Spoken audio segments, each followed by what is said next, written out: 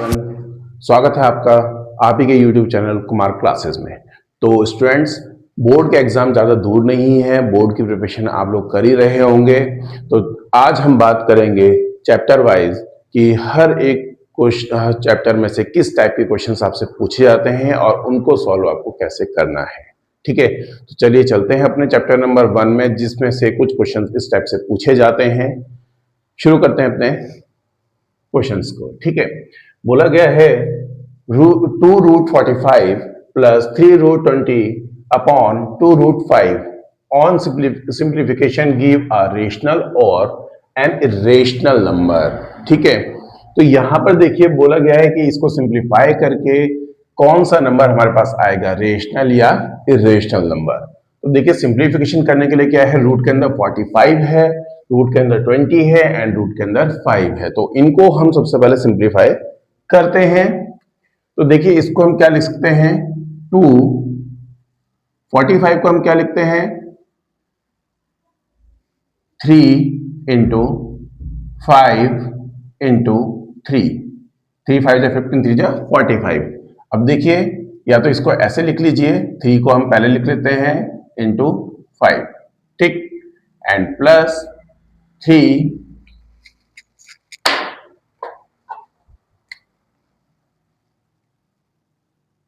And root में आ जाएगा 2 into कितना,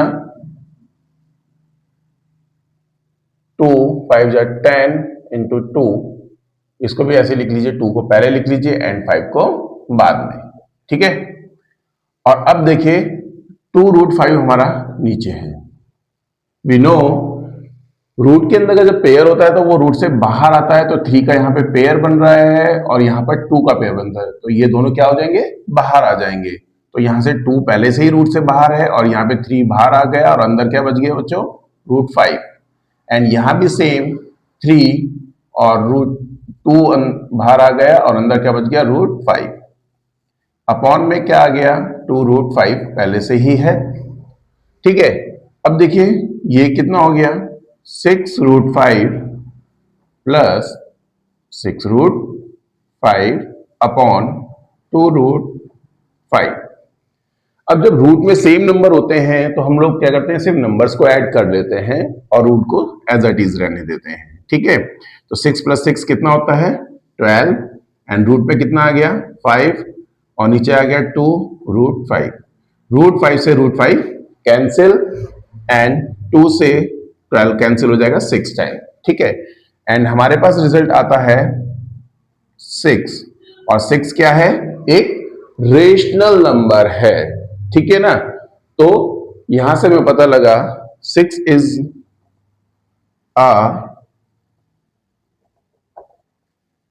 रेशनल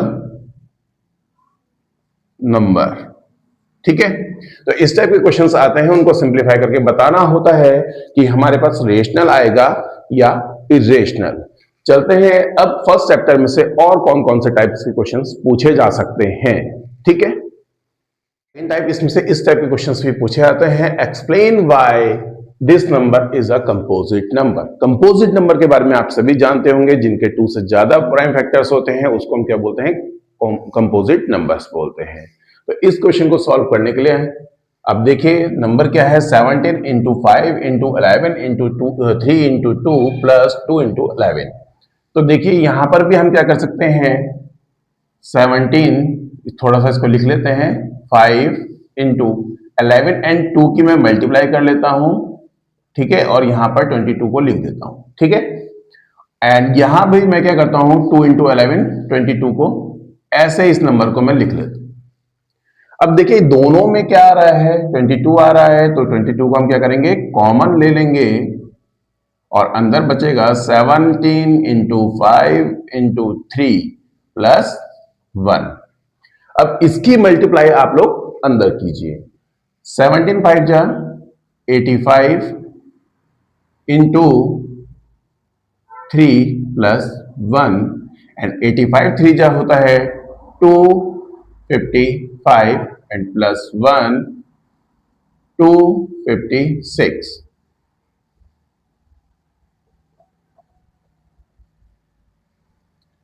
ठीक है।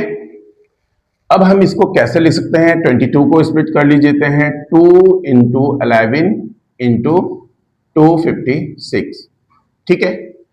अभी हमने बोला था कि कंपोजिट नंबर कौन से होते हैं? जिसके 2 से ज्यादा फैक्टर होते हैं। और यहां पर कितने फैक्टर हो रहे हैं इस इक्वेशंस के? 2 से ज्यादा हो रहे हैं। तो हम बोल सकते हैं it has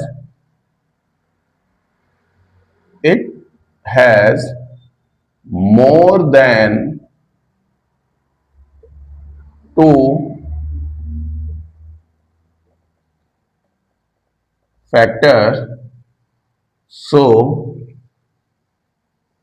17 into 5 into 11 into 3 into 2 plus 2 into 11 is a composite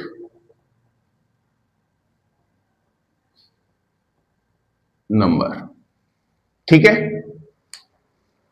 अब चलते हैं अपने अगले क्वेश्चन की तरफ।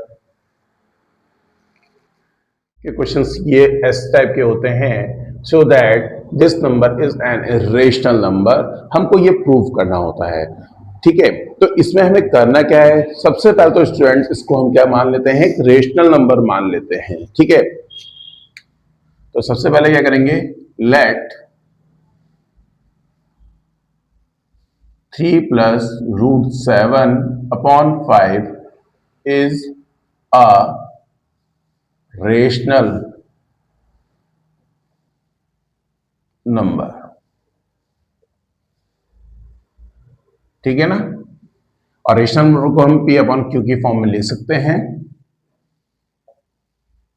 10 3 plus root 7 upon 5 is equal to P upon Q, and where Q is not equal to 0 होता है।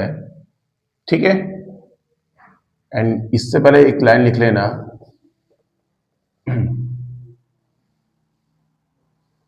P and Q are integer। ठीक है। Where Q is not equal to 0। ठीक है। अब देखिए इसके बाद क्या करना है। अगर ये रेशनल नंबर है तो हम इसको P अपॉन Q की फॉर्म में लिख सकते हैं ना। अब P अपॉन Q की फॉर्म में लिख सकते हैं तो इसको हम सिंप्लीफाई करेंगे। ठीक है। तो क्रॉस मल्टीप्लाई कर लेते हैं। 3Q plus root 7 Q is equal to 5P। ठीक है। तो क्या हो जाएगा हमारा? रूट 7Q is equal to 5P minus 3Q। And इसको और करते हैं तो 5P minus 3Q upon Q, ये हमारे पास आ जाएगा। ठीक है। अब हम क्या जानते हैं? हमने बोला था कि एक इंटीजर्स होते हैं। ठीक है। इंटीजर्स हैं तो इंटीजर्स का जो डिफरेंसेस होते हैं वो भी क्या होंगे? इंटीजर्स होते हैं। तो हम लिख सकते हैं सिंस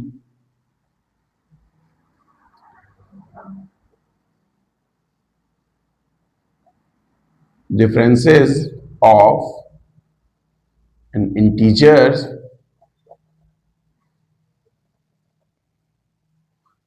are also, क्या होता है? इंटीजर ही होते हैं। also an integers। ठीक है। ये होता है। इसके बाद देखिए क्या, अब भाई जो इंटीजर्स थे हमारे, इनका डिफरेंस भी क्या होगा? इंटीजर्स। ठीक है। तो हम बोल सकते हैं 5P minus 3Q upon Q is rational, but जो LHS है हमारा वो क्या है? बट LHS में क्या था? रूट 7 है, इज इरेशनल। है ना। अब राइट हैंड साइड में rational and left hand side में इरेशनल है। तो हम जानते हैं, वी नो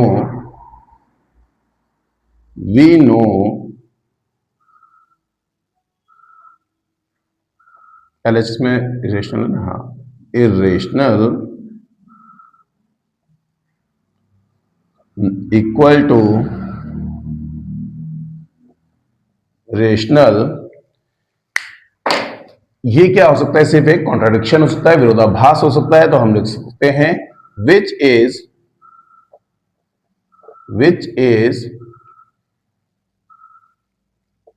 कॉन्ट्राडिक्शंस, है ना, कि भाई इरेशनल और रेशनल दोनों इक्वल हो, ये एक हमारा क्या है? विरोधाभास है, कॉन्ट्राडिक्शंस है। Hence 3 plus root 7 upon 5 is an